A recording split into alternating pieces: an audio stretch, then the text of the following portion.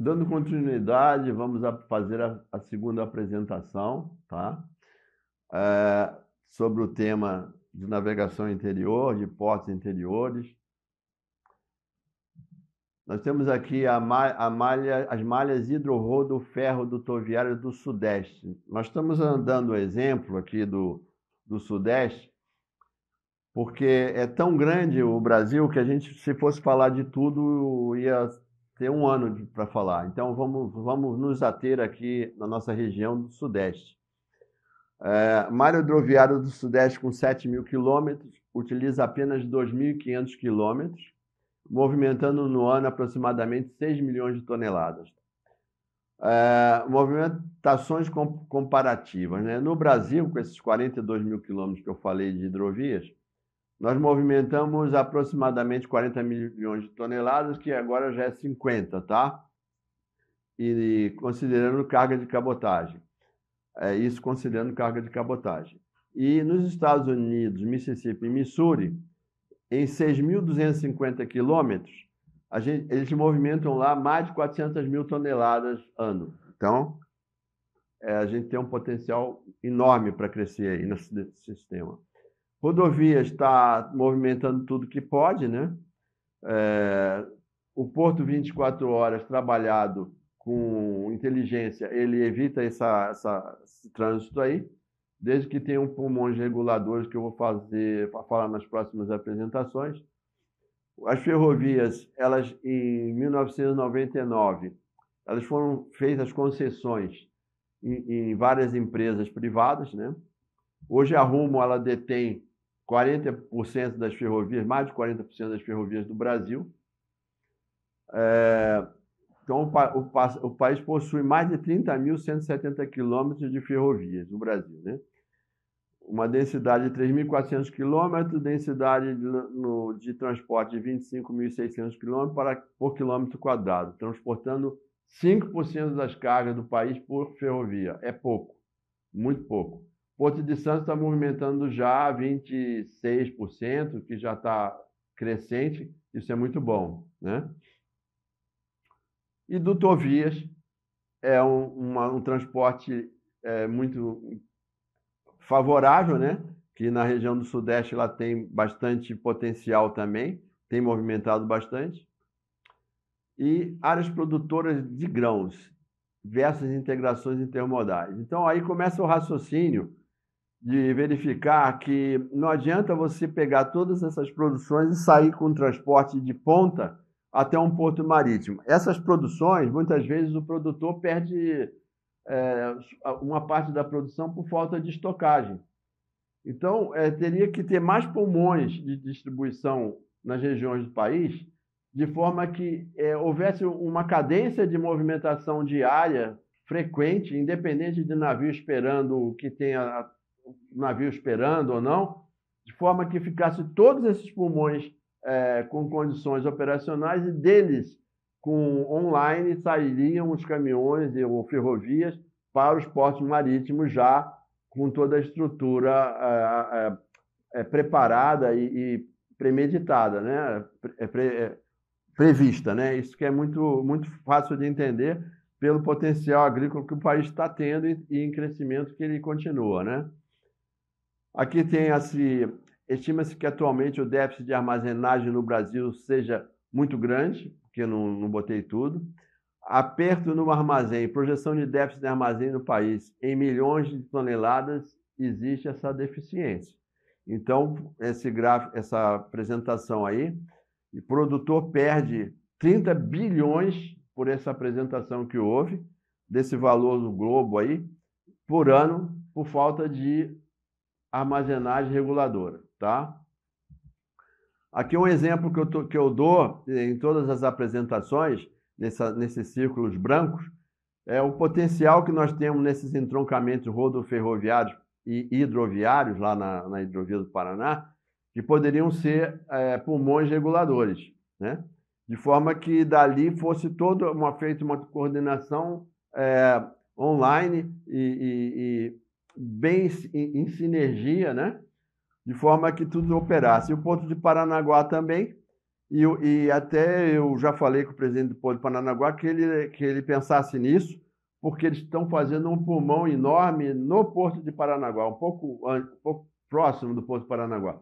E eu acho que um pulmão todo ali concentra todas as cargas ali, já existe uma acessibilidade prejudicada por excesso de caminhão no mesmo lugar. E dessa forma aí, os caminhões poderiam ser melhor distribuídos e, enfim, sem fila, né? Cada caminhão já embarcava no seu silo, dali ia para lá, outro ia para lá, enfim. Aqui nós temos um padrão de capacidade das embarcações de um comboio, por exemplo, simples, com um empurrador. Ele ocupa um espaço de 80 metros, contando com o empurrador, e 12 metros de largura, né? E ele calando 2,80 metros, no caso aí, para essa carga de 1.200 toneladas. Isso seria necessário termos 25 vagões, ocupando 480 metros da linha de trilhos, né? E uma frota de 50 carretas ocupando 1,1 quilômetro, ou seja, 1.100 metros de rodovia, que em movimento ocupam 7,5 quilômetros de estrada, porque um não vai ficar na traseira do outro. Existem essas vantagens aí, e as hidrovias elas têm vantagem em todos os modais de um dígito, pelo menos. Então, é só para vocês saberem isso aí. Há muitos anos, né, que se navega no mundo e no Brasil, né? Temos aí barcaças convencionais, antigas, modernas, e não param de serem modernizadas, e todas com potenciais, e cada caso um caso.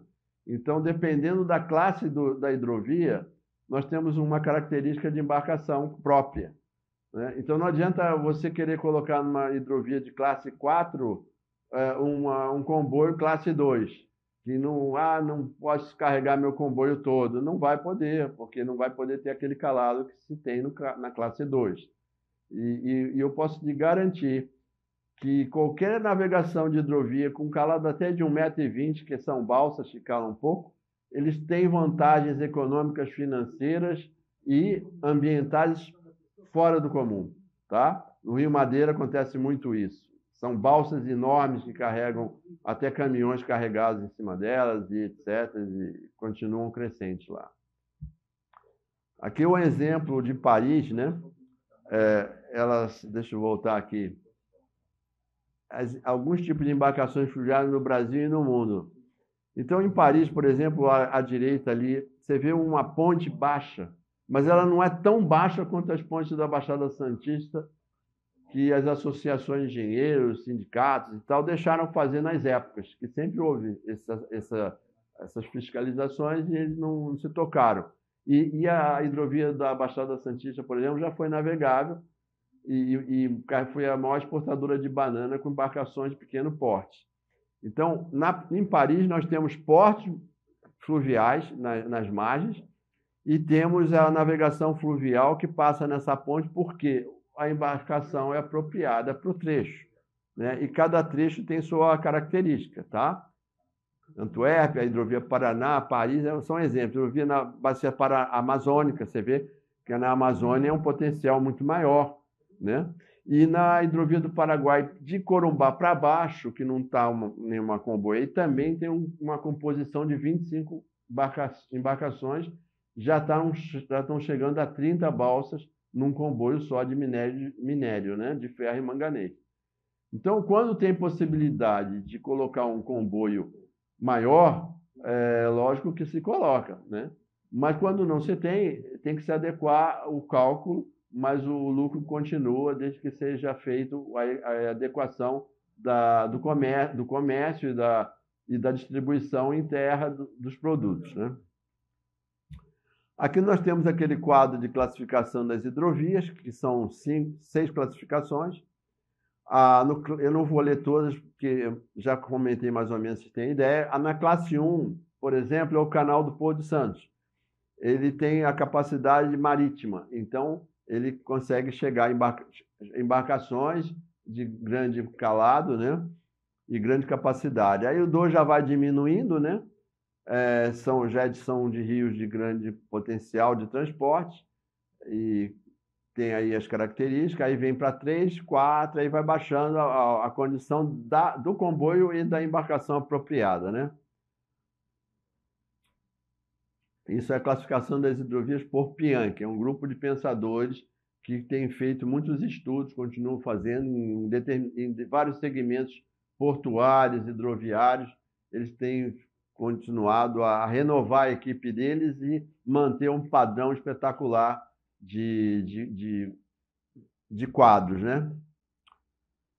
Bom, então trabalhar América do Sul para revitalizar Mercosul, que eu já falei na primeira apresentação, uma parte, é vital. Você tem aí um potencial enorme que tem que ser revitalizado, sim, né?